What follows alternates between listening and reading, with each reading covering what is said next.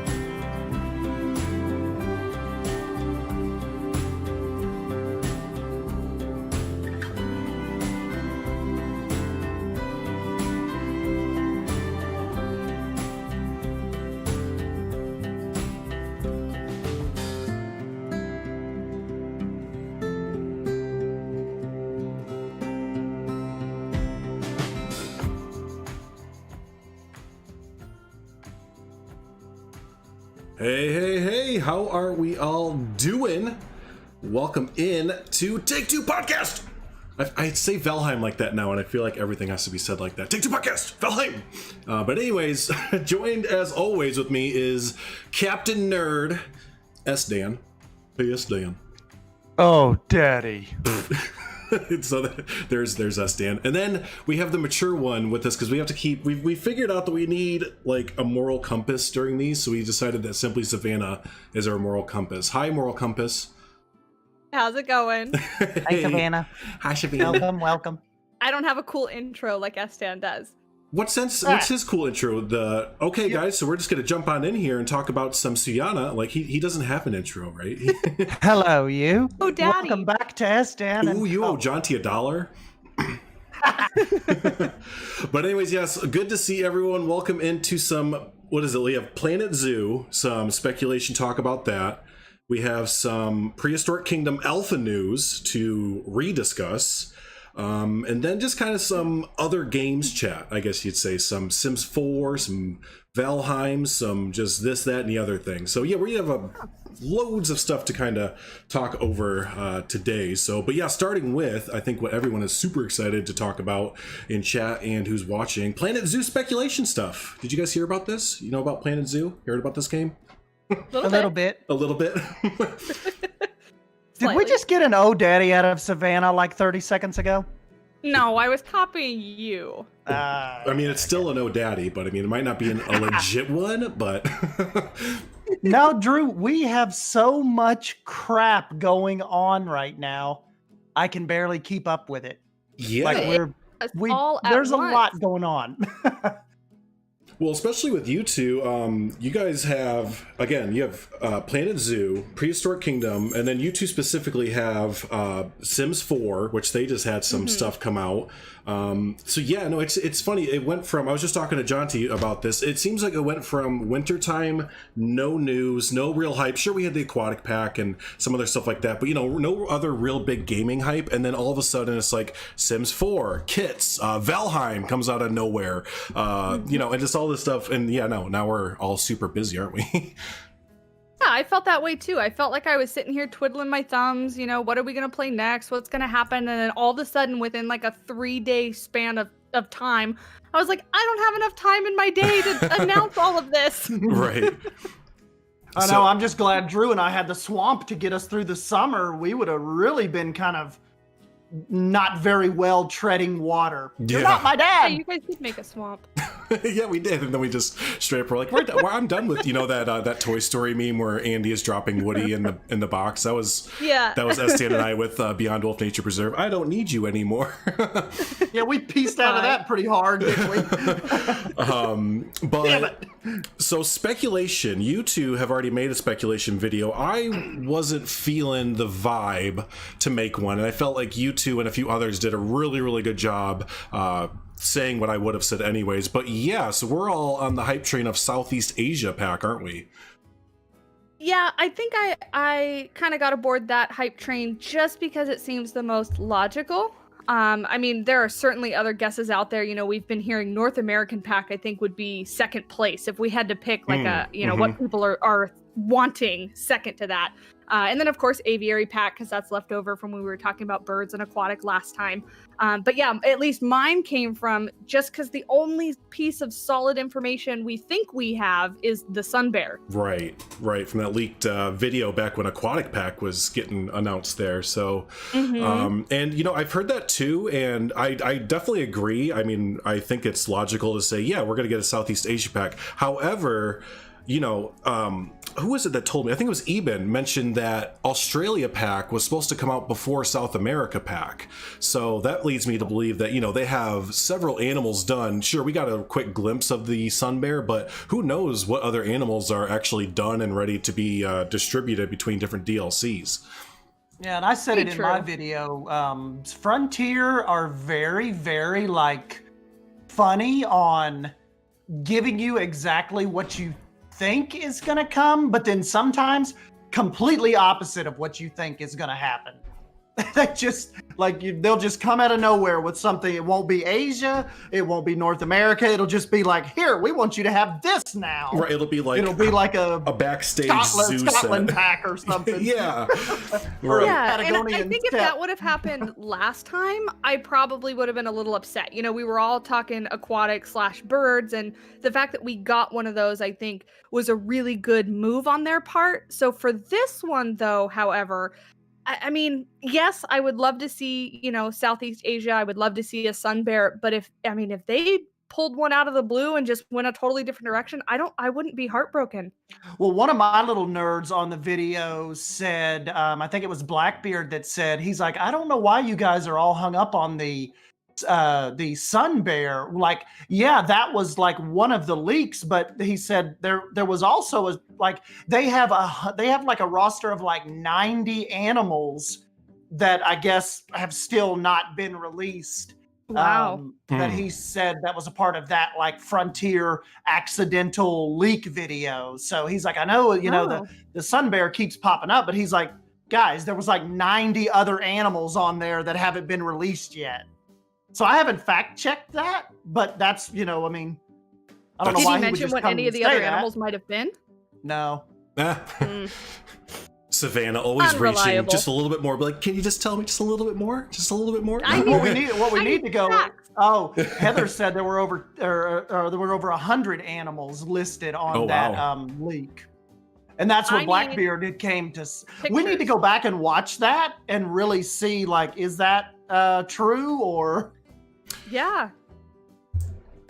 Yeah, because if that's true, if there's that many animals, I mean, that's obviously a drop in the bucket for how many animals are actually in the world. But if that's true, then it could be a whole shot in the dark on what we're getting. Mm-hmm. Right, and I do think that number is high. If I remember right, people at first figured out that it was like 100 or something, and then they started to do some. I'm reading here in chat. Lion Rider has a good thing, and so does Linda. 200 unique rigs meant about 80 animals, which are in the game. Multiply times 3 for juvenile, male, and female. So yeah, I don't think we're gonna get a whole 100, but yeah. I don't know what that fully means. I just don't know if this game has 100 animals left. No, you know, I mean, as far as the DLC cycles go, and only really getting 4 or 5 at a time. Like this game is not going to be developed for 6 or 7 years. You know, I can't see that happening. Yeah, no, not with the direction that Frontier went with the DLCs in general. With the whole, you know, here's 4 animals and a handful of scenery, and then And if we're going with the Planet Coaster stuff, you know, they give it a good 2.5, 3 years, and then it's kind of like we got to shift resources. It's time to move on. This is, you know, and for right now, we don't even know for right now, Planet Zoo may be on a cleanup skeleton crew. You know, they could be, who knows how many other things they're working on now. You know, obviously Planet Zoo isn't their main thing anymore. Like we know the whole studio isn't like focused on that, but I'm just saying the development, if we're talking in years, we're probably not. We're probably talking in a year.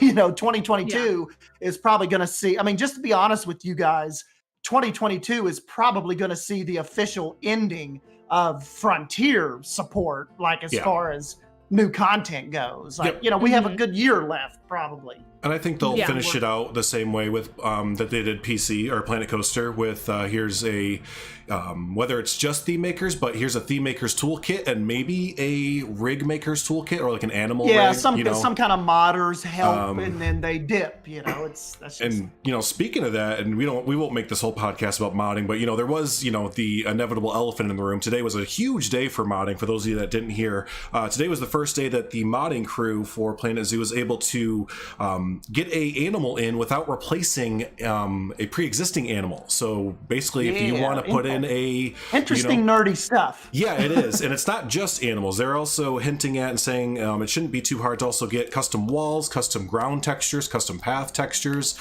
you name it. They also said, you know, roller coasters, like rides and flat rides. Yeah, and stuff Lion like that. Rider was even saying that this opens up the possibility to bring rides into Planet Zoo, even with and my whole thing with that I saw something on Twitter about a thylacine. Was that what that was? That's the first one. Yep, it's up right now. You can download that on the Nexus Workshop, and it's fully legit too. It has like a profile picture for it. It has a description for it. It has like the random facts and the wiki. The whole wiki is set up and everything. And most importantly, it does not replace your dingoes. Exactly. You can have a dingo and a thylacine in there as well. So this is just the first thing, and the whole reason I bring that up is that I think from the beginning, and I talked to a few other people about this, but Frontier should have done this from the beginning, where they didn't worry about making 4 animals off of either pre-existing rigs that they already did, or like making a new rig, and then giving us a handful of scenery pieces. They should have let modding or modders do that, custom content makers do that, and then Frontier focus on actually putting in gameplay elements to Planet Zoo, because despite some people's beliefs, scenery items and new animals, 4 new animals, do not equal new gameplay. And that's why I think a lot of people only play the game for 3 or 4 days after a DLC comes out, and then are kind of like, okay, that was fun building a habitat, but now what do I do? Right. It seemed longer than that with the aquatic pack, but if you think about it, Drew and Savannah, we did I think it seemed longer in our heads, but we didn't mess with that for very, very long, did we? Like, as far as it was a nice it was a nice shock, or not like a shock, but it was a nice, like, ooh, pretty, like a firework. It went off and it was like, wow, that was really cool. Like, oh, we have diving now. But then, like I said, like, how long can you sit there and watch an animal dive for in a not even a real animal, a simulated animal, For me, the skinny part of the whole package was the slimmed down scenery that came with the aquatic pack. Like, you guys know me, I am a scenery nerd, theming nerd, themed entertainment. I was really excited about the swimming animals, and I still am excited, like the possibilities that now that they've figured that out, because they said that was like a big step to get that programmed and to work right, and not break our games. And but I just need more meat when it comes to the scenery items, and I'm hoping with whatever comes at the end of March here or beginning of April, we're assuming packs a little bit more theming punch for me. It's like, you got your swimming stuff out of the way. Now let's get us a really meaty foliage, let's get us a big meaty theme pack going. Can we get a new door and window set? We haven't had new doors or windows since like South America pack. So that raises a really good point, because we did only, I'm obviously still playing it, and for those of you listening, we kind of discussed earlier that we have 3 different spectrums here in regards to Planet Zoo, where we have Drew, who up until now, unless he says different, could care less. Estan is mildly excited, and I'm actually pretty excited. But as I've said before, I attribute my excitement to the fact that I have minimal time to play. So for me to get through and feel like I've really explored everything and kind of chase down all of my ideas takes a lot longer. Yeah. So I don't represent a hardcore gamer. I don't represent somebody that sits down and plays this for 6 hours every day after release, and then therefore is kind of done with what they had idea-wise in a couple weeks. Yep. You definitely, with the way your schedule falls, you get to really you almost have like a more casual approach to it, which is really fun, because you really get to kind of experience the hype longer. Whereas kind of like Drew and I, we just dive right into it, start a new zoo, start a swamp. It's just, I think we kind of, I don't know, it just kind of burns out quicker for us. We're just. Yeah. But I do think that that's a challenge. Not solely for Frontier, but I guess all gaming companies, right? They have a wide variety of an audience. And from what I've heard, from the community, it sounds like that capturing the hardcore gamers, the ones that have a lot of time to play, it's kind of fallen flat gameplay wise and things like that. But for moderate or people that kind of log on once a week or so, maybe it's a hit. So I think where it kind of was a detriment to them is just the climate of what was 2020 and is now dragging into 2021 is many more people turned into hardcore gamers because they were at home And so the mass majority of their market shifted. And even if you pull up on just a random Twitch stream nowadays, like if you pull up a Twitch streamer or a YouTube live and you've got somebody playing the game that is not like a quote unquote Planet Zoo YouTuber or, like has been involved with it as we have, they're losing their minds having fun. And it's like this game just blows their minds. But, they only stream it like maybe once a month, once every 2 months. Maybe they just got the game. So that's kind of fun to see too. But I definitely get where you're coming from with the more when you leave the casual realm of Planet Zoo and you get more on the serious side of things like us nerds. It just really, the DLCs are capturing our attention shorter and shorter every time one comes out, because I think our expectations and like what we want are so high when it's not shifted to us after a 3-month wait. It's like, we're going to have to wait another freaking 3 months to see if we get birds or we're going to get, it's just, you see what I'm saying? When you're that hardcore in it as we are, the DLCs are that much more of a letdown. To where the casual player, the swimming and stuff, oh my God, this is incredible.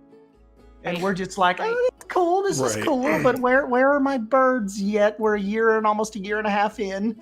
Yeah. Well, and Frontier's thing is they kind of have their toe in both camps, right? They're trying to appease the casuals and the hardcores a little bit with like just little bits of gameplay, little bits of things to kind of appease everyone. But the thing is, like, that doesn't fully work all the time, and you're kind of left with both camps saying, like, I don't know, I'm not really fully satisfied. That's with a good anything. Explanation. Like, neither camp is satisfied when they try to nitpick what little features they want to add, and then of course we have to ask Savannah. I'm sure we'll get into the 4 animal decision and kind of what everybody thinks of that, and would it behoove them to have started off with more, like maybe 10 animals a pack? Lion Rider breaks down the math good though, as far as like if we're comparing it to Zoo Tycoon 2, whereas Lion Rider always goes back to the point where, okay, well, if you look at the numbers, would you rather get 4 animals every 3 months or 20 animals twice a year? He's like, it's coming out the same. It's just how long do you want, and I'm thinking like, and Lion Rider said, why couldn't they break that cycle of, why does it have, why are you still going off like the 20 animal a year cycle? Like, is it development reasons? Is it budgeting? Is it staff? What kind of allocation are they talking? But it just seems like no matter if you're hardcore, here's my point. It doesn't matter if you're hardcore or you're casual, the 4 animals isn't enough. I see it from both sides of the community. The 4 is a letdown from both sides. Well, yeah, because especially picking the certain continents really gets down to a specific niche. I mean, with 4 animals, you have the possibility of releasing a pack and somebody sits down and goes, I don't have an animal in here I'm excited about, because there's not a huge variety. I think, the aquatic pack did an okay job giving us, what did it give us? A mammal, a bird, a reptile, and another mammal, so kind of a little bit across the spectrum. We obviously still want like flying birds, not just swimming birds. But yeah, I kind of tend to agree with you on that one. Whereas, with more animals, I feel like there might be more of a variety for different players to find one that they're really excited about. And I always thought that they would go the route of, here is, every 3 months we get, here is boom, DLC, and then off of that in between, then let's say we get from the penguin, we get like fairy penguin and just like different variety of penguin off of the main king penguin that we got, and then different variety of just kind of different clone packs basically, and go after like what The Sims does, where it's like, here's a $5 penguin clone pack with all these different kind of penguins, or here's a this animal clone pack for $5, and then that would like beef up the the animal count in our zoos while still getting like new quote unquote content in between like the 3-month big DLCs or whatever. But this just complete silence in between the 3-month, the big DLCs, like it drives the community nuts to the point where we're sitting here a few weeks out from a DLC just speculating about a bunch of numbers being uploaded into the Steam database. That's like, we want something. Yeah, and that was a point when Estan was talking about, we're kind of just sitting here waiting to see what comes next, is the silence can be frustrating too. And, I have to kind of be hopefully optimistic that maybe there's a reason. Maybe this was a failure to adapt to the climate where they planned a Planet Zoo and all these DLCs. They planned it all out for the 2 years that they're going to support it and all that kind of stuff before, 2020 hit and all that kind of stuff. But communication goes a really long way.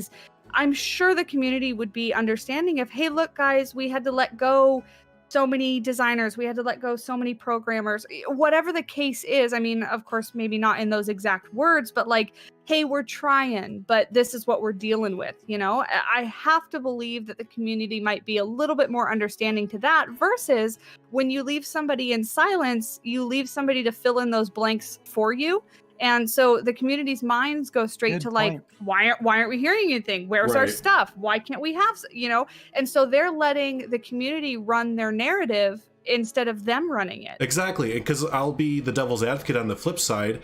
There's the fact that they were speculating they may have released some people when everyone was home playing games, shows how bad of a company Frontier is. There, devil's advocate. Because how are you going to release people when everyone is at home buying games right now and playing games for hours on end? That's just me being devil's advocate again and being an asshole. But but yeah, no, but you're totally right. There has to be one, right? But no, you're totally right, though. I mean, you even compare to who we're going to talk about in a little bit, which is Prehistoric Kingdom, and like just Prehistoric Kingdom having like a decently great communications team is just like a revelation to us playing it. And there's only like 8 of them. Right, and they're doing such a great job, and it's like, you're not robots. That's the main thing, is like, we say it all the time, is I just don't I hate that the Frontier Communications just sounds like a robot is doing it all the time. Well, and I'll ask Savannah this now that we've kind of, we'll kind of pick her brain about this, because she's really, really into communication and social media and all this.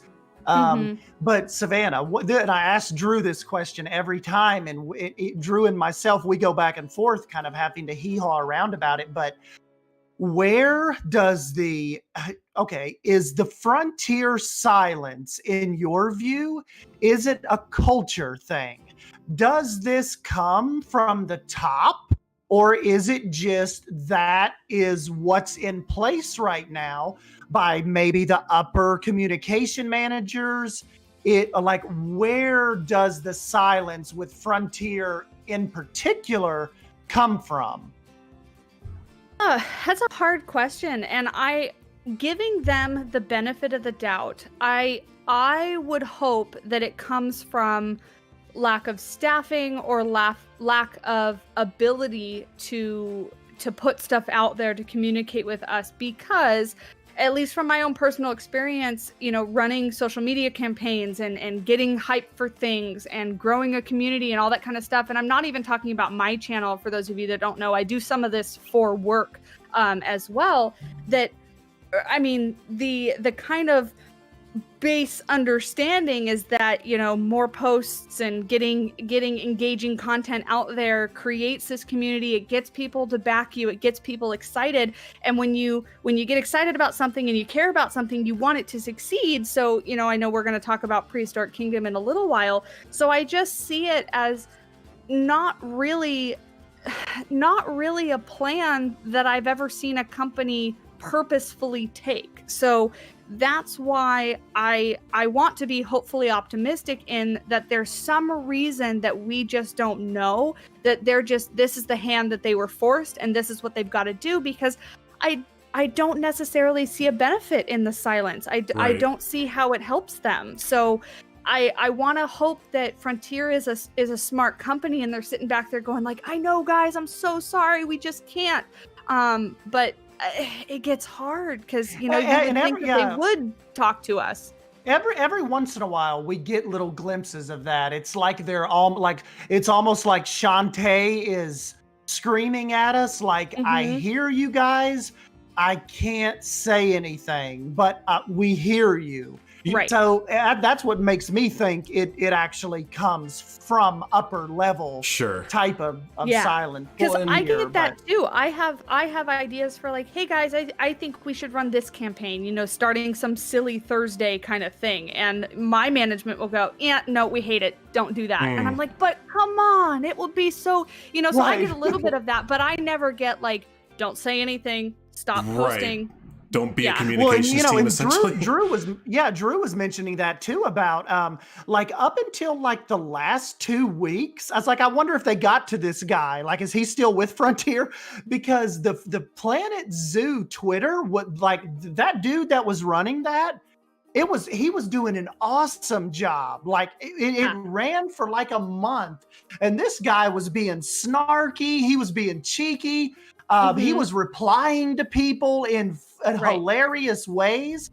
And then like in the middle of like right around little after Valentine's Day, it stopped again. We're back to the dingo poop and how long is the hair on an elephant's balls.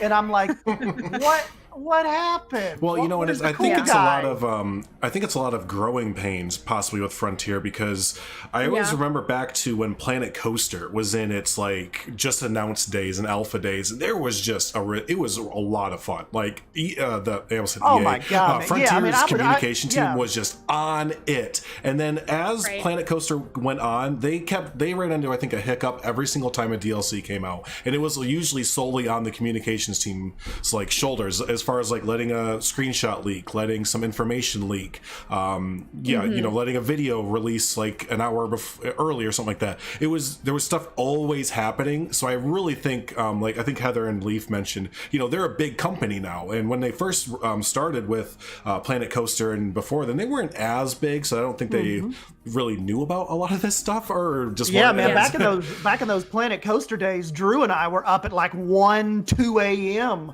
like searching the forums and, you know, oh my God, they just dropped this new trailer, or, you know, look at this, what Sam Denny just said they're working on. Like, we spoiler were Sam, like hot and heavy with information. And then it really started Drew, to remember, tighten up. We never missed a live stream ever. Right. Like, you didn't miss I remember literally like hiding in a closet at work to catch a Bo and Sam Denny live stream, because you just knew something was going to drop, something was going to be shared. That was incredible.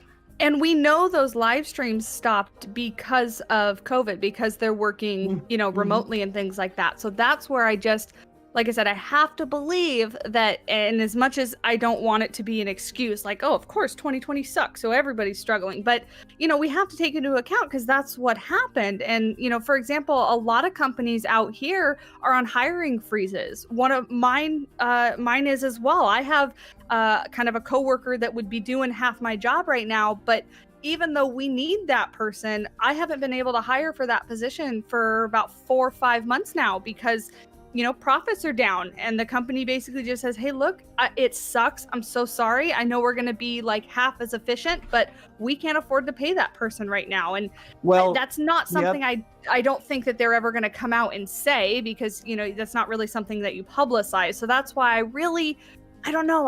I want to give them the benefit of the doubt.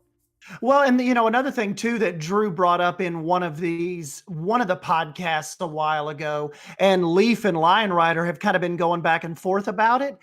It could be something weird with the fact that, you know, now Frontier is a publicly traded company. Like, you can buy shares in Frontier right now. And does the secrecy have anything to do with some type of weird regulation?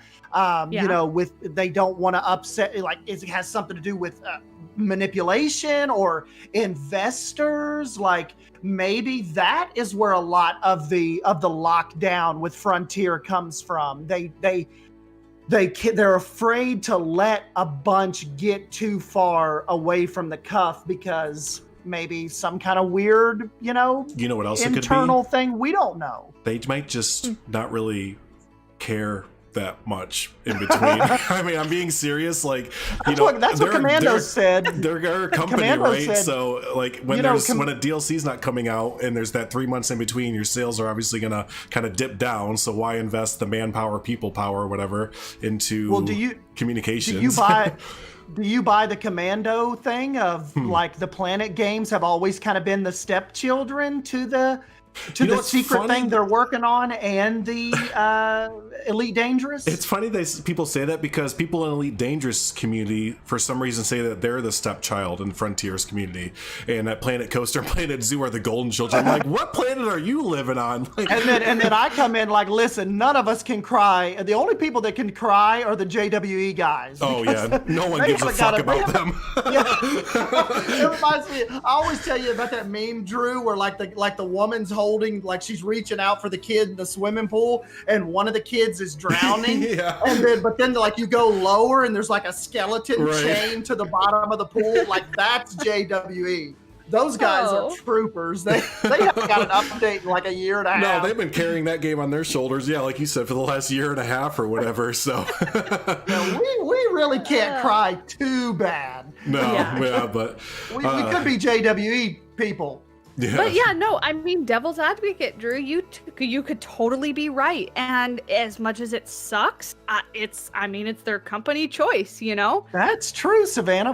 Maybe we just are taking it a little more personal than they do. To them, it's just we don't. The guys are working on Planet Zoo stuff, but we don't really have anything not to share like break it down, there. or not to pull back the curtain or whatever, but I'm betting you that Frontier has a big old schedule board somewhere that says, 3 months from now, Planet Zoo DLC will be released, and their communication in between there is every Monday is a Mega Monday or whatever. Thursdays are what show off this. They have it all planned out for like 3 months in between there. And then they get alerts when it's getting close time to go. Yeah, I'm almost betting you that's what happens. 7 days before DLC. Let's ramp it up, folks. Yeah, it's not like Elvis is done. I hate to burst everyone's bubble, but I highly doubt that people at Frontier are typing behind the desk and sending tweet when those tweets go out. I'm betting you those have been scheduled for a long time there. So, yeah.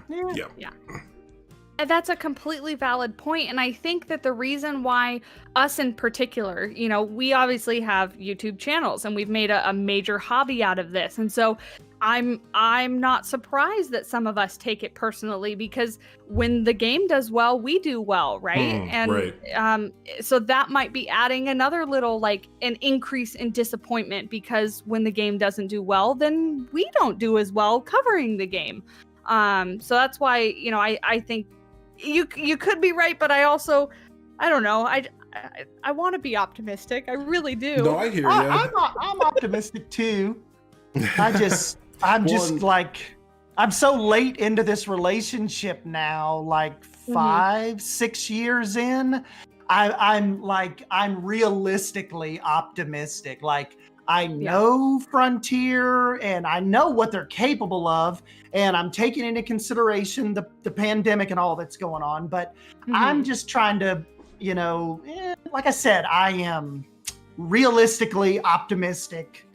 That's, I just, at this point, and I guess my overall reasoning for being meh, I guess that's my reaction is that kind of what Estienne said. I guess him and I, and Savannah, you a little bit, because you said you played Planet Coaster, but I've just been, I don't want to say dealing with, but interacting with Frontier and their games and their DLC rollouts and everything for, about the past 4 or 5 years. And I just kind of get it at this point, and I just kind of see that, once they're kind of in their ways, they're kind of, that's just kind of how it goes. So I just feel like I can see the writing on the wall. And again, new scenery items, cool, and some new Legos to play with, and 4 new animals. But does that get me super hyped and super stoked about the new deals? No, not really. I mean, I'll play it, but I'm not like over the moon excited for 4 new animals and a handful of scenery items. That's pretty much my my look at it right now. And I'm just really excited for Prehistoric Kingdom.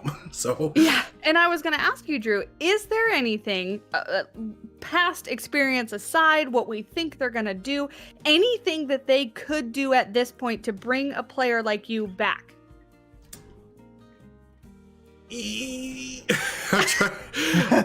Not without stripping. He's having a lot of fun breaking up rocks and killing dragons. Yeah, Valheim, I know. Well, that's just the thing is like going from, well, no, you can't compare Valheim to Planet Zoo. I won't even try. But what they would need to do is strip the game down and kind of redo like the pathing and redo some of the things that like everyone wants in the game, but they can't do it without kind of stripping it down and not using the current Cobra engine, basically. So that's why I'm just like, I'm cool with Planet Zoo, but Planet Zoo still feels a bit like a stepping stone to Planet Coaster 2 for me.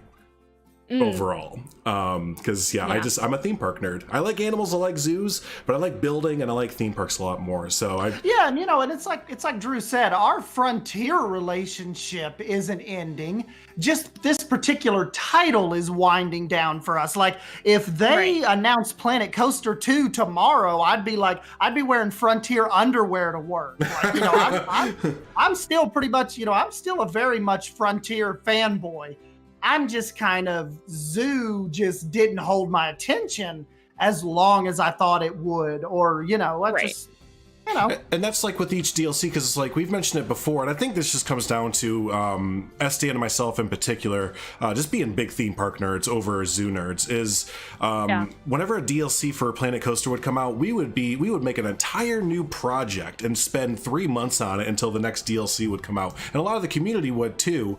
And maybe I'm just not seeing that as much with Planet Zoo. Even hardcore zoo nerds I see kind of get, after a week or so, they're like, okay, well, yeah, I made my penguin habitat, but like, now what do I do? It's like, oh, I guess I gotta. So I don't know. I just see that a lot more in Zoo than I did with Coaster. Do you think that's because people see habitats less as like architecture structures and more just like open vegetation areas, you know what I mean? Like where with a theme park you could spend a long time just continuing to build buildings and different themes and all that kind of stuff, whereas I feel like it's much easier to like put a bow on it and say, yep, done, this animal's happy, because the animals have a meter of what makes them happy, right? So is it just easier to kind of essentially complete that, versus in a theme park you can go on forever and there's nothing that says like, yep, this is a good food stand, it's a happy food stand. Sure. That's like when Herman messaged me a couple days ago with he had finished building on Suyana and he'd put snow in there for the polar bears, and I'm like, it looks good, dude, but I don't really I can't make, even in my fantasy brain, I can't make snow work in Suyana. And he's like, oh, but dude, you got you got to make sure they're cold enough. And I'm like, that's cute. I'm like, Herman, I haven't played with welfare. Welfare on like since I got the game. Like that's not my thing. The polar bears will be okay. I assure you, they're living a good life in Suyana. Because that's where, and that might attribute some of like why I'm still excited about it, and because I am such an animal person, I, in my own mind, challenge myself to think, is this what this animal would want? How can I make it better? What would the animal really need? Things like that. But not everybody knows animals. They're not a very well-known thing. People go to school to learn about them and work with them, and it's a whole career. So maybe that's where it's easier to envision what you would want to see in a theme park, right? Because what you see in a theme park is the rides and all the shops and things like that, and you as a guest can experience all those things. But not everybody experiences like how backstages are laid out and what animals need as far as different enclosures or different sizes, and what because zoos have a very like a front put on. And not to say that most theme parks don't either, because as a huge Disney fan, I know that they put everything they want in front of you and they don't let you see the other stuff. But maybe that's a huge difference between the two. Oh yeah, and that's I had to completely relearn how to just design a zoo compared to a theme park. They're very similar, especially nowadays with zoo design kind of leaning into themes rather than like standalone habitats. But the way, like you said, like the way that they design backstages and the way that they design where restaurants go and food courts and merchandise shops, and just all that, like you were saying earlier, designing a proper habitat, because that's the way that we play, right? For the most part, we like to design and one of my biggest letdowns, and I know Drew's probably going to know what I'm about to say, but Mine was the lack of emotional connection to the animals that, man, maybe it was my fault, but you can probably go pull some of my old tweets where I had talked about, like, I can't wait to get like a tortoise that grows up with the zoo with me, that's like ends up being 150 years old. And, you know, I have its like little grandbabies and stuff in the zoo. And I find myself more aggravated with the mechanics of the animals than any type of emotional attachment that I thought I was going to have with these animals. Like, that went out the window, like in beta, like with the breeding and the, you know, the 60 turtles later. I'm like, get rid of these damn turtles. I don't want to see another turtle. And, you know, here I'm like a month before that tweeting, I can't wait to hold my baby turtle and love them and hug them and squish them. And then I'm like, this is nothing like I thought this was going to be. I hate this.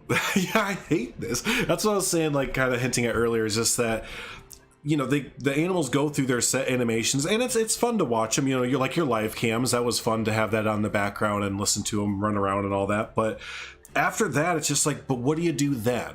You know, what, as far as the game goes, and I watch my animals run around my habitat that I just built, now what? And that's where, and it's all kind of the same too. Like, it gets samey a little bit, I guess. Yeah, and remember how, like, we were led to believe like they were going to be like, you would be able to tell like a really good like wolf mom to one that was a little more standoffish, maybe, you know. But that did not happen. Like, I forgot they promised that, or they said that was going to be a thing. Well, they talked about like some animals would be more aggressive than others. I don't see that. Like, I think it's pretty much just they have their you know, you go to Lowe's and you have your little paint swatches, and it's pretty much just like, okay, wolf, wolf, wolf, wolf, wolf. There's like 5 different little things, and they do their little animations, and that's it. I just thought there would be more emotion, more character. And there was a point, did I bring it up in somebody's stream or somewhere talking, saying that mechanics somewhere along the lines of what Zoo Tycoon 2 did with Marine Mania, and not that I'm advocating we get dolphins and orcas and stuff like that for shows, but if anybody played those games, you could pick and choose individual animals, and they had little, like, where you had to like drag your mouse on a little pattern and click certain things to like train the animal up, you know, something along those lines, you know, I think would have helped have those connections. Cause then you could be like, here's this wolf that I've now trained, or, you know, you said this wolf is a terrible mom, so now I have to step in and bottle feed the babies, kind of thing. And do some imagine sort of the management aspect like that. Yeah, imagine that. And what were we saying too before, Drew? Like, she just made a really good point of interaction that we had talked about. Oh, like the games and stuff. Like, where you know how we put down the where like the kids can go around the zoo. I forget what we call it. But the kids can go around the zoo and they have to identify different characteristics, and they go back to the little stations and they report what they found, and the little guy gives them a little prize, like a little rhino plastic thing, or, you know, it just, there were so many little things like that could have really bolstered. I think one that would have been great for Planet Coaster, Planet Zoo, and any future simulation games, Leaf mentioned it, is instead of Tegid Cam, have an actual, I'm a guest in my zoo with $60, you know, and I'm going to walk around and have a day in my zoo, or I want to go to Suyana, or I want to, you know, wherever, and I want to like actually be a guest in the zoo and interact with the things that we set up in the zoo and stuff like that. Like, or like what Bolt just said, that's that wonderful point. I completely forgot about the fact that in Zoo Tycoon 2, you could go down and you could be a keeper. You could walk in there, you could groom your animals, you could fill the food bowls, you could clean up after them. You know, that would be a wonderful. I mean, can you imagine in franchise going like, okay, these keepers are idiots and they're not doing what I need them to do, and just go down and like you yourself can do it. I'm taking control. Right. Yeah, and one thing that Drew and Jonty harp on too that ended up being a bad thing in this game is the guests not being able to see the backstage stuff. I hate that. I hate one of the so most much. interesting, like when I go to Zoo Knoxville and they let me in on like if I get to film on any of the feedings or if they're just, any type of that backstage stuff is like insanely awesome. Like, why is that a bad thing in this? Right. Why the guests again, not? I really hope in the future, and I wish they would have done it with this title, to let modders and everyone, do what Frontier's doing now, which is create, tech or walls and rocks and foliage, those little things that, not taking away from the quality that Frontier puts out, but to be honest with you, they're just assets. They're just like random stuff that kind of anyone can make on, just look at, I always bring it up, but look at City Skylines. Modders have kept City Skylines going forever, and then let Frontier focus on these things that we're talking about, like letting us interact with other people's zoo as a like actual guest in a zoo, or be a zookeeper, or set up just all this different like actual gameplay stuff, so that Frontier doesn't need to worry about doing reskins of animals that they already have. That took it took a dude one night to do a new animal in the modding. Yeah, and it's like Cybers said too, and I think Savannah's mentioned it. Could you imagine if we could get down on ground level and like spray off our elephants? Like if you could get the big hose out and spray them down. Yeah, like that kind of little stuff. That's gonna get the connections you're talking about. Those are little mini games which are really fun for the casual crowd. You could even get little more management in there that's for the hardcore crowd. There's just so many more possibilities than them focusing on here's 200 walls, or in some trees and some animals that we kind of reskinned or cloned or whatever from rigs that we already had. It's like, that's okay, that's cool, but let's push the game forward. Let's actually put some gameplay in here to bring people back and keep people around for a little bit.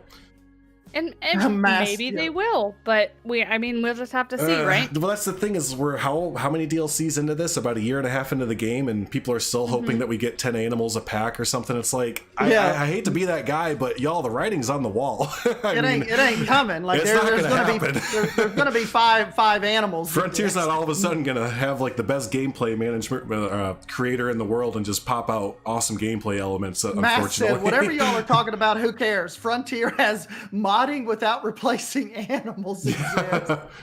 Not Frontier, the community. Frontier's done everything in their power to not have that happen. But who cares what Frontier has? But anyways, Planet Zoo DLC. Yep. That's right. There you go, folks. So you ready? Are you ready to move on to some dinos? If you guys are even excited about that game, I know you probably don't care like I do, but I'm a little excited for Prehistoric Kingdom. I am so excited. Yes. You guys will probably give it a stream or two and then go play something else, but I will stick with it. Oh yeah, us only sticking with one game. But so Alpha, so excited. Alpha coming out March 19th, and I know all three of us and a few other people in chat there are going to be playing it and getting our hands on it there. So yeah, what's the excitement level? We're all pretty excited there. I know. I checked my email right before this because I was like, how great would that be if I just, we heard something, before, for both Planet Zoo and PK before this stream started, but no. I know, man. What if we get like a message like a couple days before the 19th and they're like, just wanted to know, did you guys want to maybe get some videos together for the 19th when it drops? That's what I'm hoping. Do you want to maybe get us some screenshots together if we go ahead and give you we'll go ahead and give you a key and let you work on this, and then just get us some good footage together that we can roll out on the 19th when Alpha drops. Like, that's what I'm waiting for. Like, let me do this. Let me show you. Like, as I told Mao and all them, I'm like, you guys do not know what I'm going to do with your game. Just let me have it. Let me show you. It feels like we've been training for this moment. I am going to daddy this game for you. Well, yeah, I mean, so like, what are the tools that y'all are most excited for? I mean, obviously, the scaling, right? That's going to probably give us the most creative freedom to do what we want, right? Right. And I'm actually really interested to see, now that we know that the animals can navigate around the modular build pieces, I'm really excited to see what their hitboxes are going to be. Are we going to have to build things that are 2, 3, 4 times the size of our dinosaurs for them to be able to get inside those things? And I'm optimistic that that's a no, because of that picture that flashed by a little bit earlier where the Bronchiosaurus is inside that habitat and it doesn't look too much larger than it. No, it'd have to like bend its neck down and to get like in there. So yeah, that's kind of interesting. I was thinking that too, because my immediate thought was dinosaur skyscraper, but like how wide do I need to make it to get dinosaurs up it kind of thing? But yeah, but then, you know, if they are able to navigate it, you know, how smooth is the navigation gonna be? And trying to keep myself in check of, we are getting alpha release, so, you know, I'm sure there's gonna be things that need fixing and things like that. But that's what I'm most excited for, is to see how kind of real life-ish scale we can get with something like that. Mm-hmm. I'm most excited for the foliage. I'm just wanting to really dive in.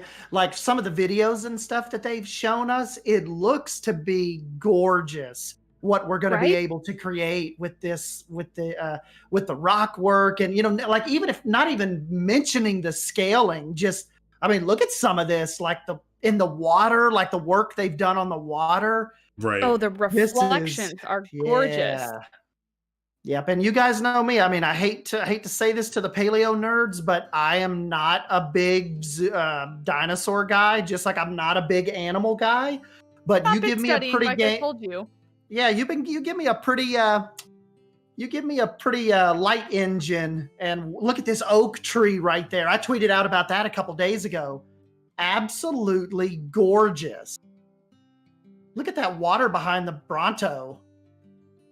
Yeah, and I'm kind of in the same. I'm kind of in the same field there as Stan, where I know almost nothing about dinosaurs, to be honest with you. I mean, I just learned that half of them have feathers and stuff like a year or two ago. So, but I'm just excited to get my hands on those building tools and just kind of see what we can create there. And it's gonna be fun to learn about the dinosaurs too, and like the habitats that they'd actually be in and stuff. And yeah, it's just gonna be a whole new learning experience. That's the third nerddom. First it went theme parks, then it was zoos, and now it's finally dinosaurs we have to learn about. So, but it brings an interesting thing though too, because, you know, in zoos at least I try to build, you know, realistic, right? Well, there's never been a real dinosaur park, right? So what is realistic gonna mean for dinosaurs?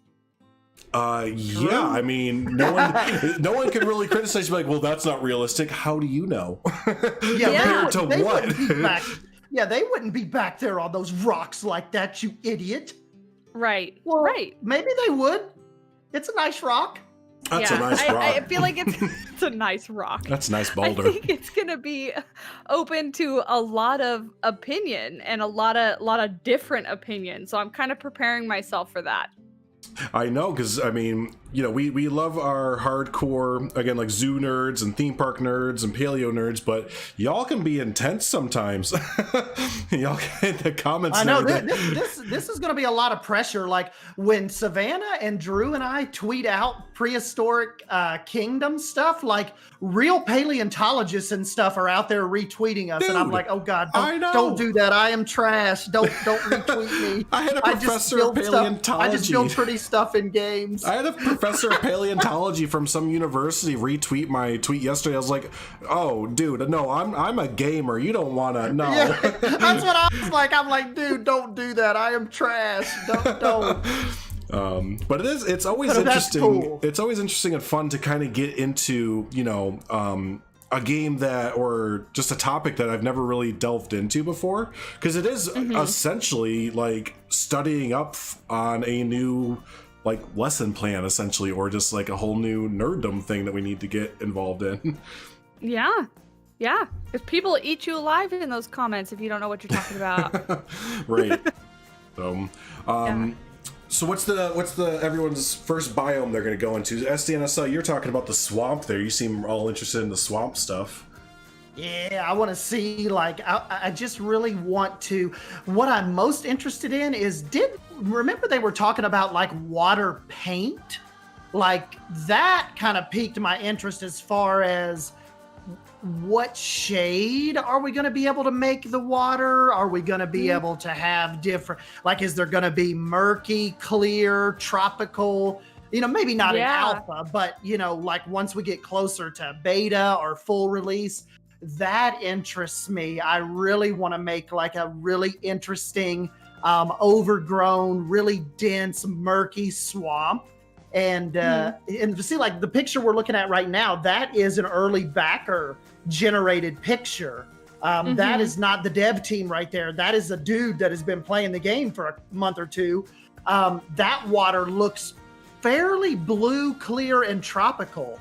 So how am I going to be able to change that if I'm building a wetland, marsh, swampy type area when I don't want clear water? Right. Is that going to be a thing? Do you think we're going to have restricted terrain paints per, like, if you pick a tropical biome kind of thing, kind of like what we see in Planet Zoo? Or do you think it's going to be an open world map of green and you can put whatever color grass down that you want? I'm trying to think when Jonty got his hands on it. Do you remember, Drew? Did they plop him down in an already established map? I can't remember. I haven't. Did you say he was? I believe so. I believe he kind of built off of like a little tutorial thing. Yeah. So there was already some stuff there, and there was like a couple where you could see like they wanted him to build habitats in certain locations. Yeah, I'm not too sure about that. Yeah, like Lion Rider says, I believe the biome terrain paints are limited. So yeah, that might just be a thing that's consistent with these kind of games where you have to have certain terrain paints on certain biomes and stuff like that. But yeah, I think one of the biggest thing that's going to be interesting is we kind of talked about it earlier, is getting the scale down, because I mean we're moving on from animals that are smaller than us in some instances to animals that are 5 times the size of us. So it's like, how are we going to get the building scale down for that? So going between Planet Zoo to Prehistoric Kingdom, and detailing large builds is super fun. Well, that's why the brush, I don't know if y'all have seen it, and I wish there was a video up of it. I think Best in Slot has it, but the brush that they have is really cool, because instead of sitting there and placing down like bush, and then selecting red bush, you just brush over top and it just makes the foliage come alive, basically, which I love that option to have, because sitting there and detailing one by one is really, you can get some really nice detailed things on Planet Zoo, but having that option just to click and drag over a piece of land and have just bushes and trees and rocks kind of auto-populate, that's awesome. I think I'll probably use that for like dead space and decorating like paths and walkways and things like that. But I think when it comes to the habitats, I like putting down individual things, because it makes it more of a challenge, I guess, in my mind, and it makes it more where everybody doesn't have the exact same looking thing. And that's the cool thing, is that we get the option of both of them, right? Because like you said, that we get the brush for like the back end areas that you're just kind of like, I just need trees and foliage.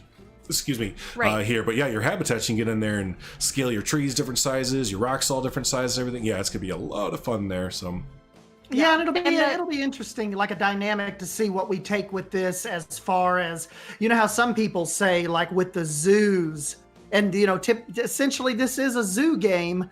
Do we get to that point where you can only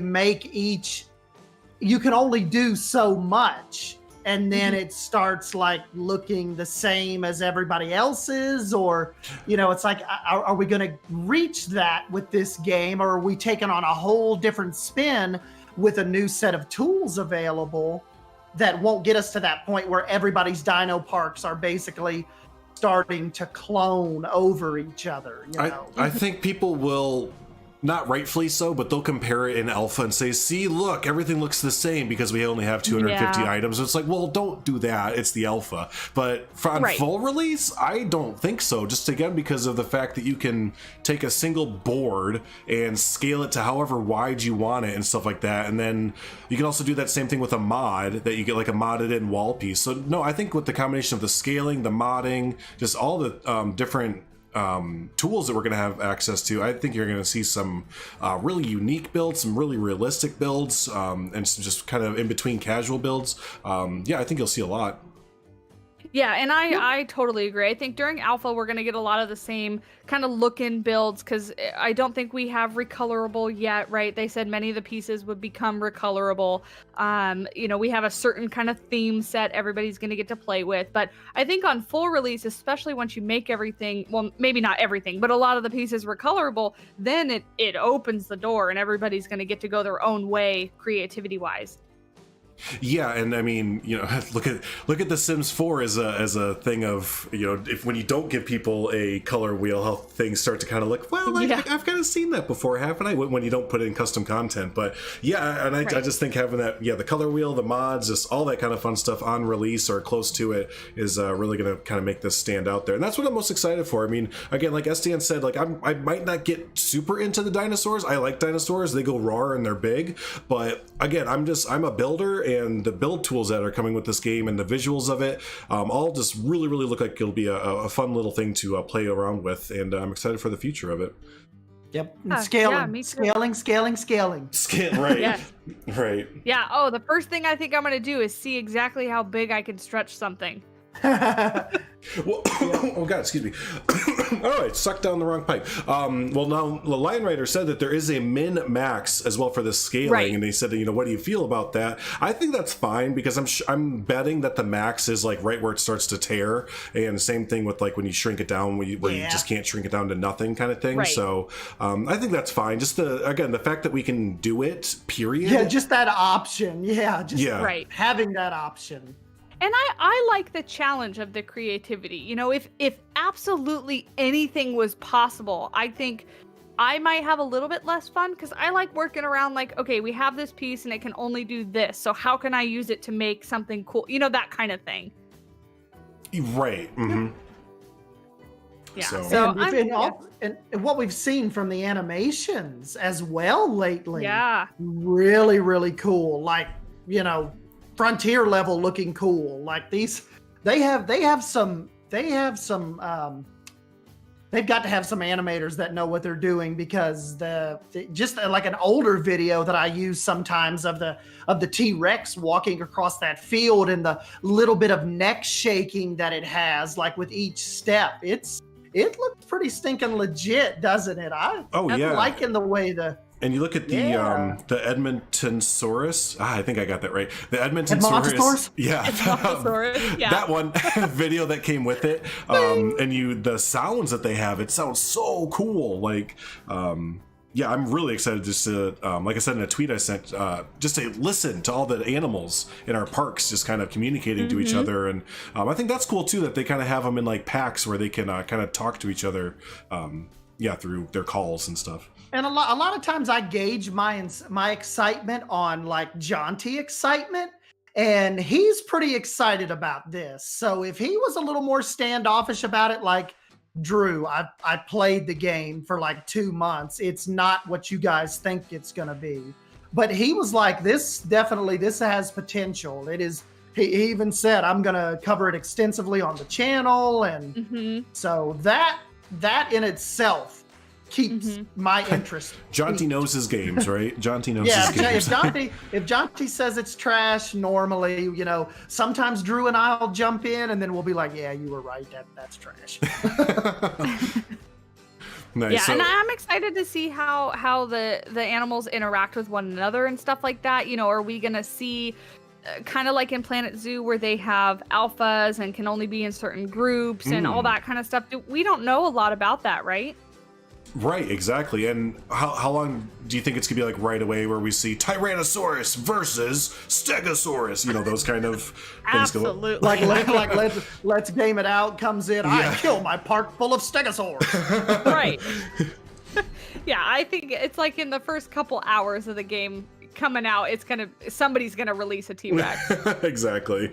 And then we're kind of talking about DLCs of the Planet Zoo. What do you guys think would be like a future roadmap or like game plan for Prehistoric Kingdom? And this is total speculation because we have no idea what direction they would go in. But like, what would you guys like to see? I guess the direction for them to go in.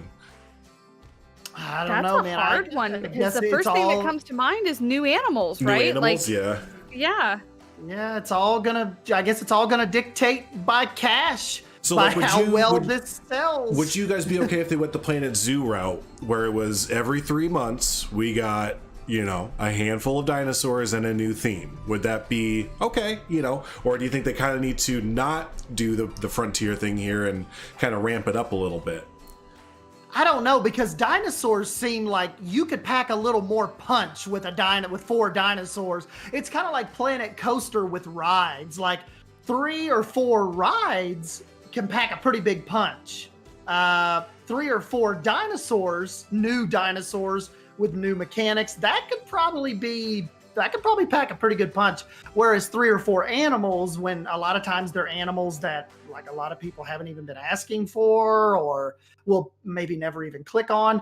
Dinosaurs kind of command a little more respect than that, I think, especially with the paleo nerds. And I don't know. I mean, I don't really want to come out and say like copy Frontier, but I'm just wondering if dinosaurs would be a little different than animals.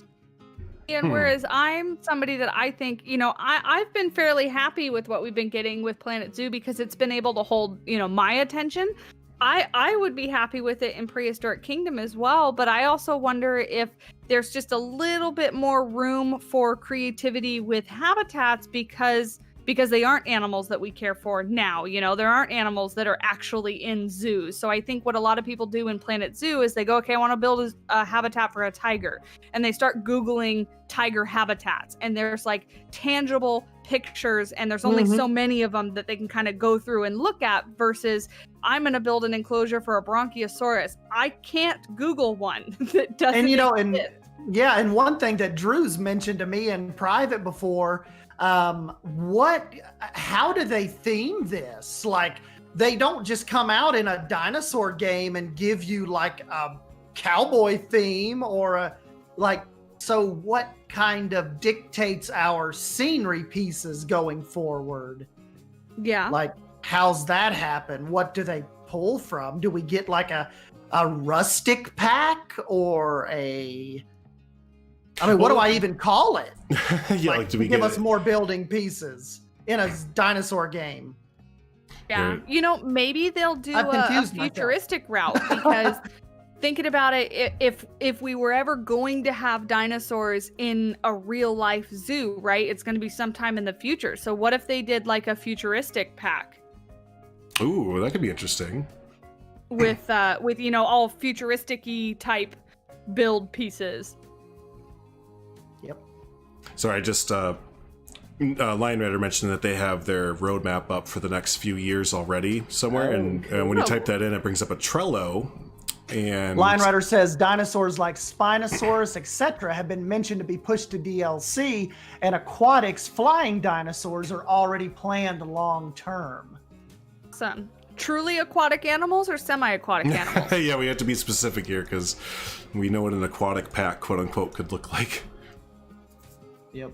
So yeah, but here's just, I'm just kind of going through on this. Again, if you type in Prehistoric Kingdom roadmap, it's like the top thing is their Trello.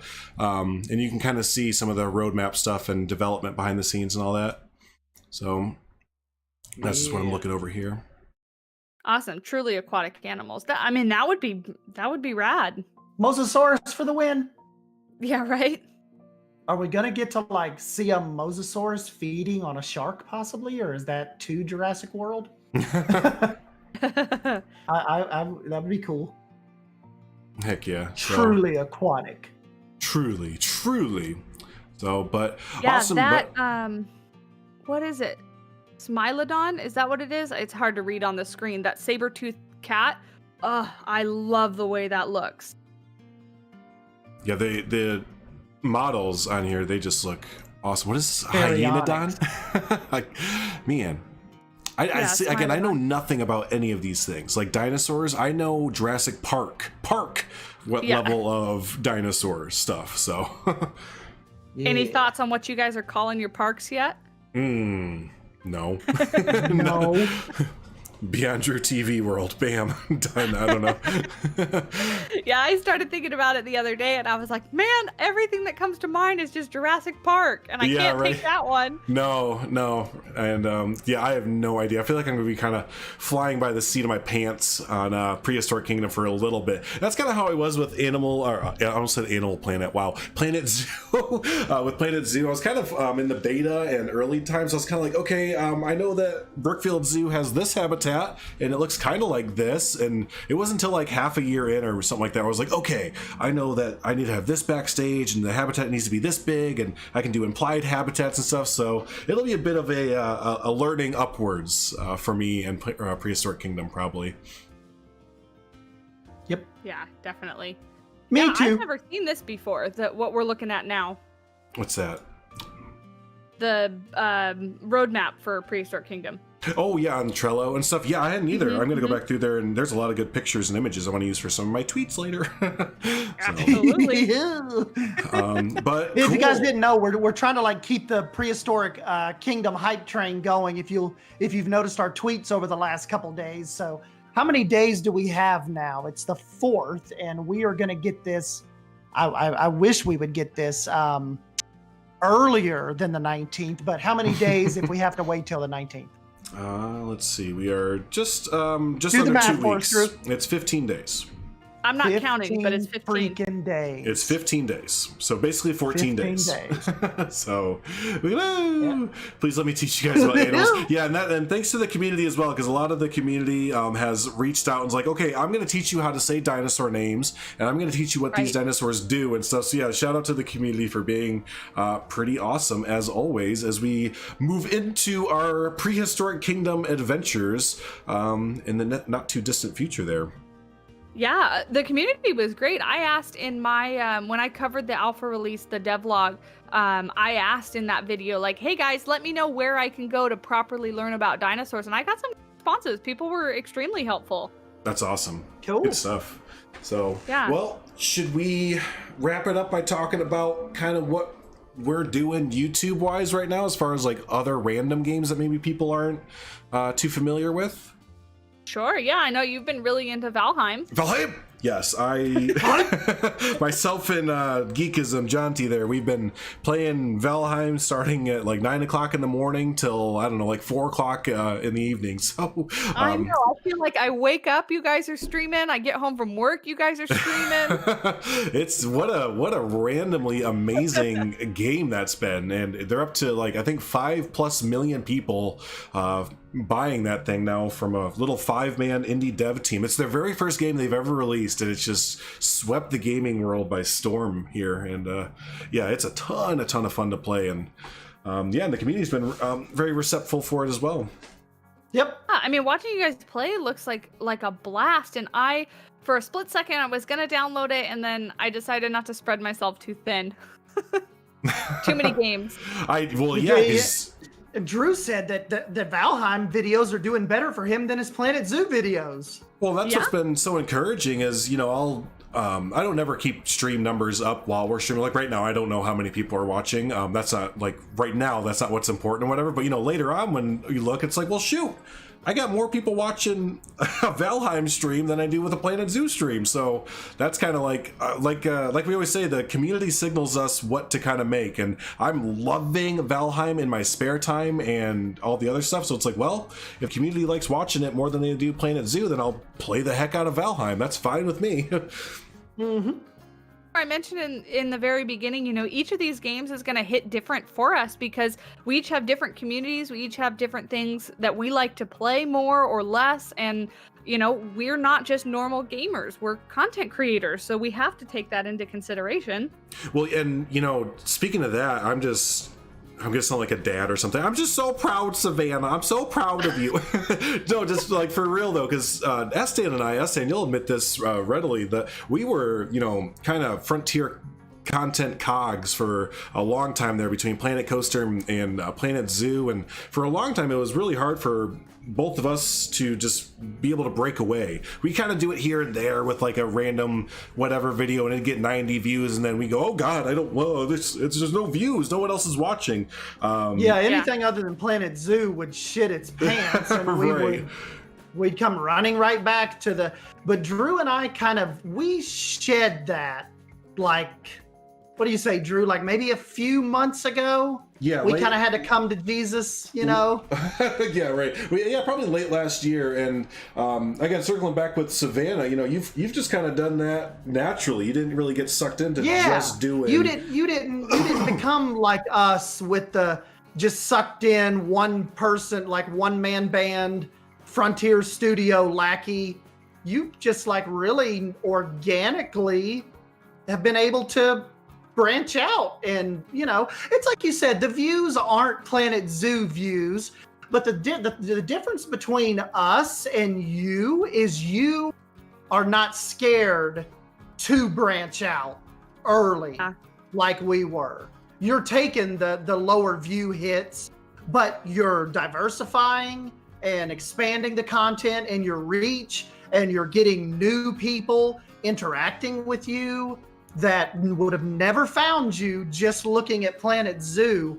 So you have a very interesting organic rise. Really fun to watch.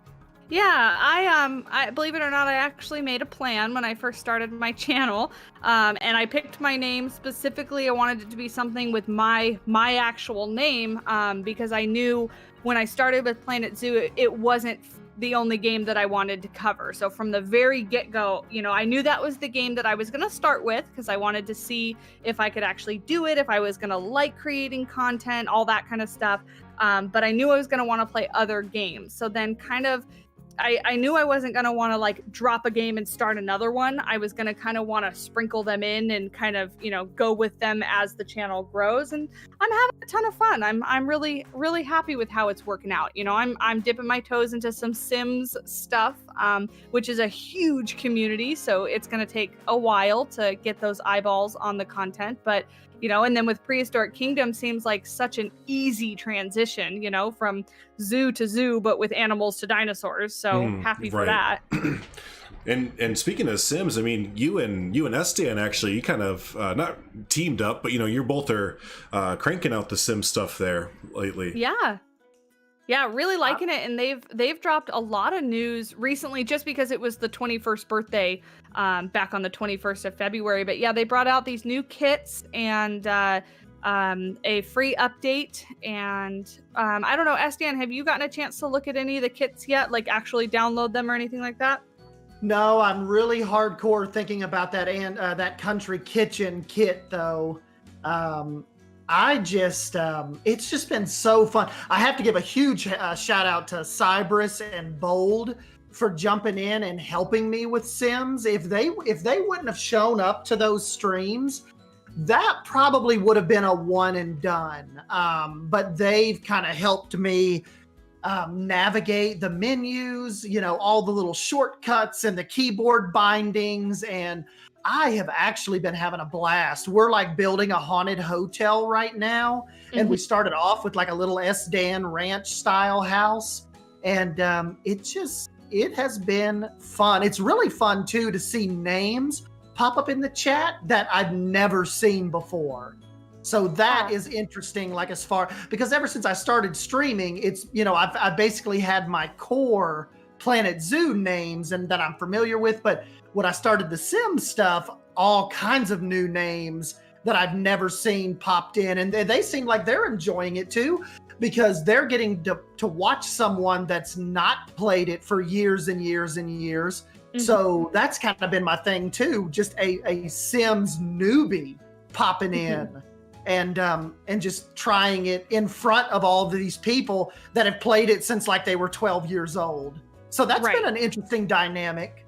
Yeah, and I mean, with content creation just in general, you've got to give it a chance to gain traction. You've got to give YouTube a chance to realize that you're making new content and that you should be, all that fun stuff, ranked for the new search terms and all that kind of whatnot. But it takes a little while. So like, I think I've been putting Sims content out for a month now, something like that, and it's just now where I'm feeling like people are commenting, people are interacting, and they're kind of enjoying and stuff like that. So it's been a ton of fun, but I can't wait to get into the new kits. I've been watching lots of reviews on them and stuff like that on what the new items are.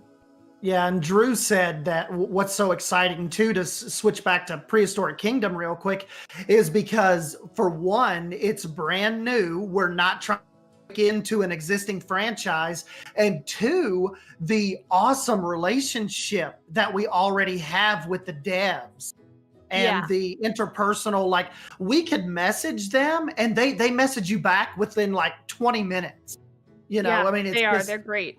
We really have this rapport set up with them, and that's really cool because for all intents and purposes, like thousands and thousands of people could be playing this game soon.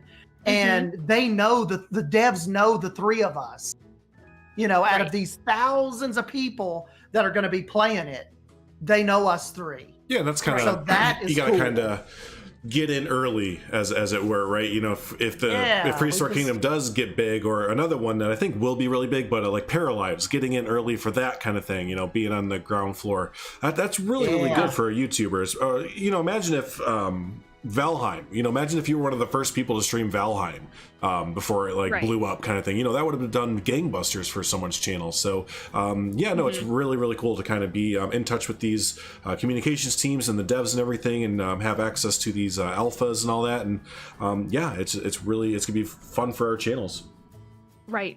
Yep. And I completely agree. And it's stuff that, I'm sure maybe the community realizes, maybe subconsciously or consciously, but it is stuff we have to keep in mind because we're gamers, but we also want our channels to do well. Well, sure. Yeah. I'm definitely a gamer, but that doesn't mean that every single game that I play gets up on the channel. We have to kind of cipher through what we think would be good, and kind of plan out our months and our year and everything for games that kind of are coming up and everything. So that's kind of fun, as playing out upcoming content.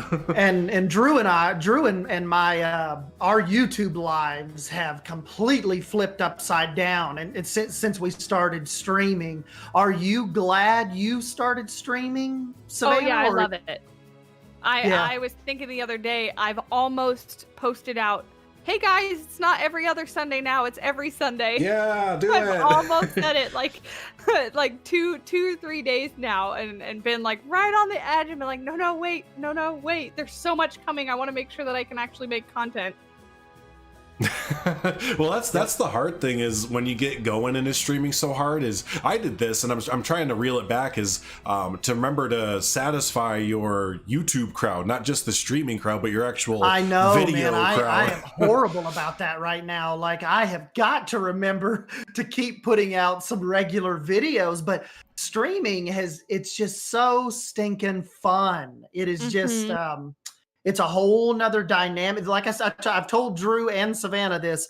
My biggest regret is not streaming sooner.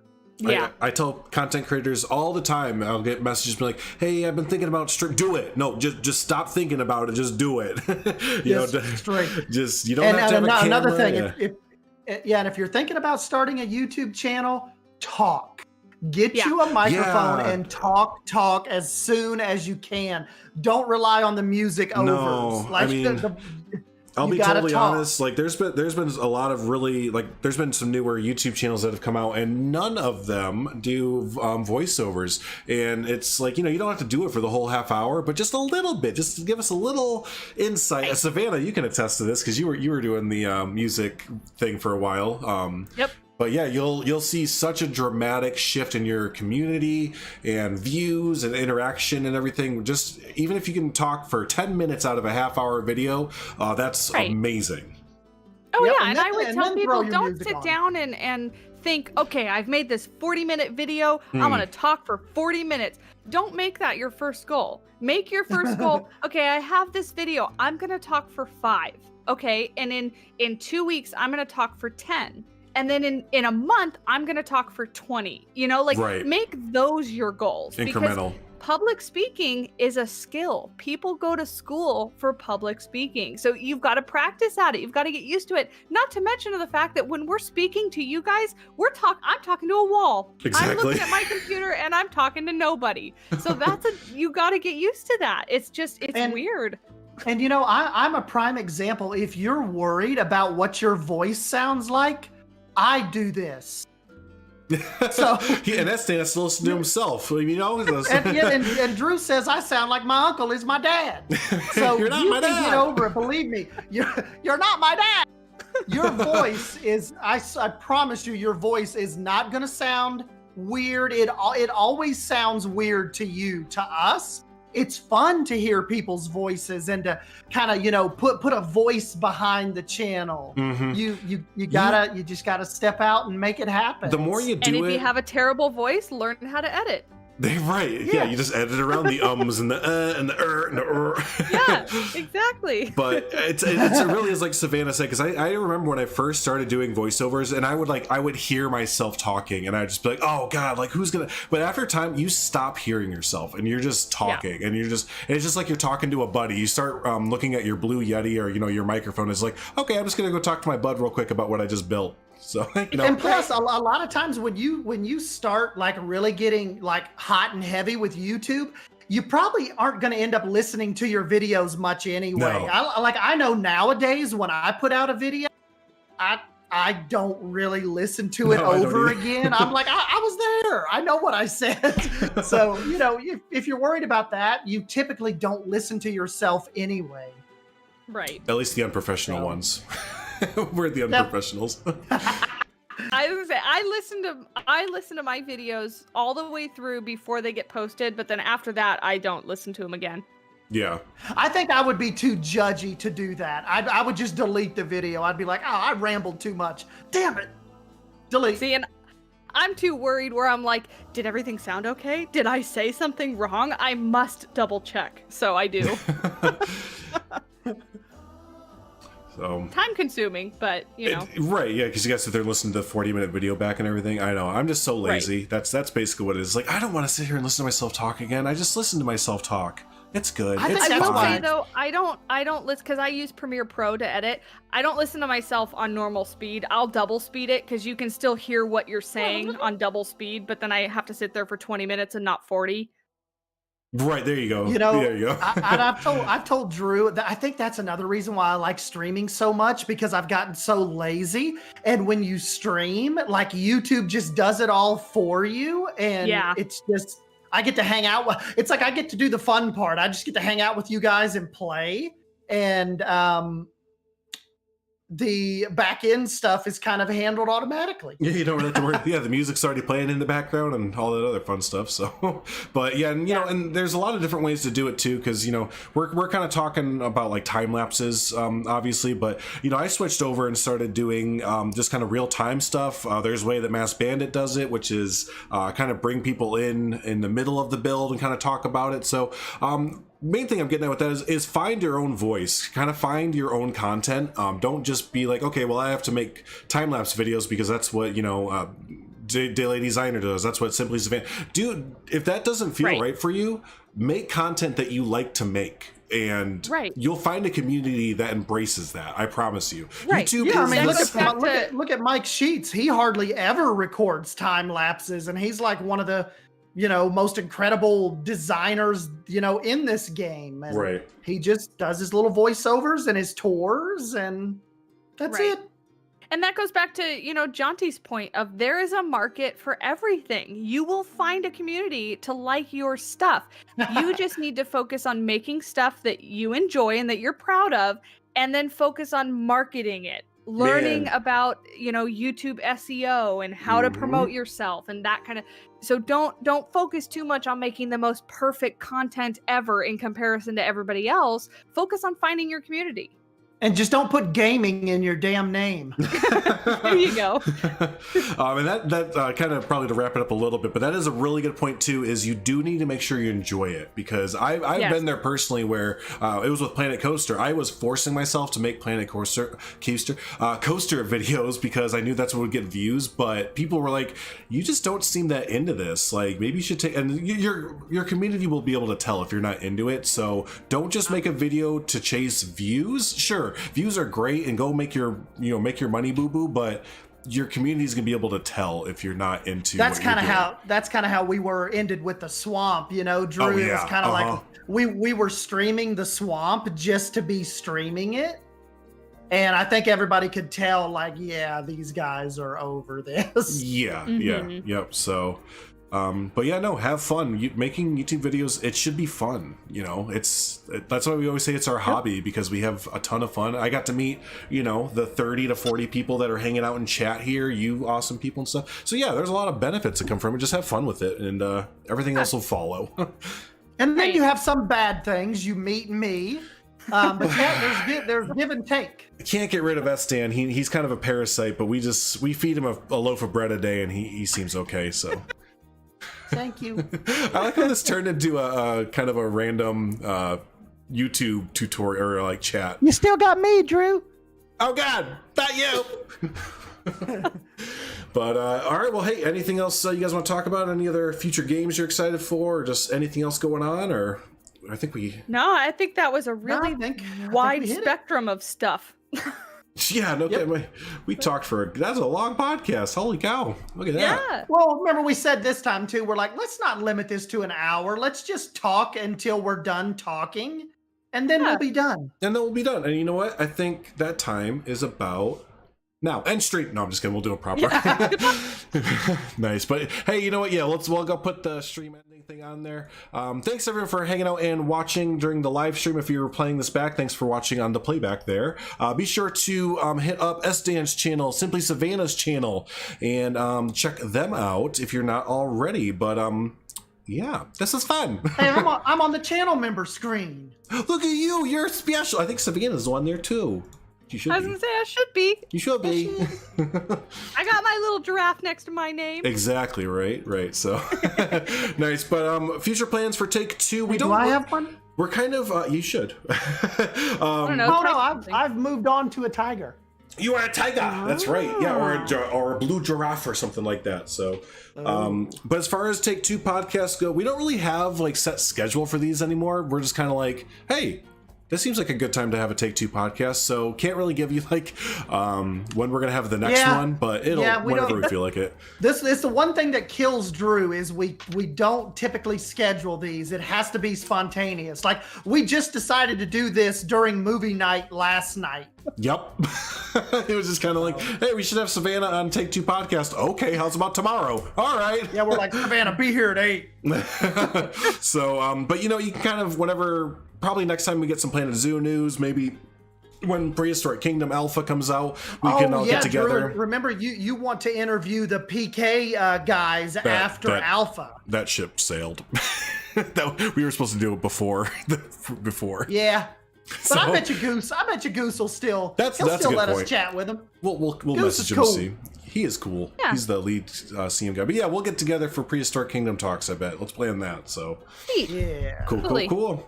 All right, hey y'all, we're gonna take off. We will don't be creepy.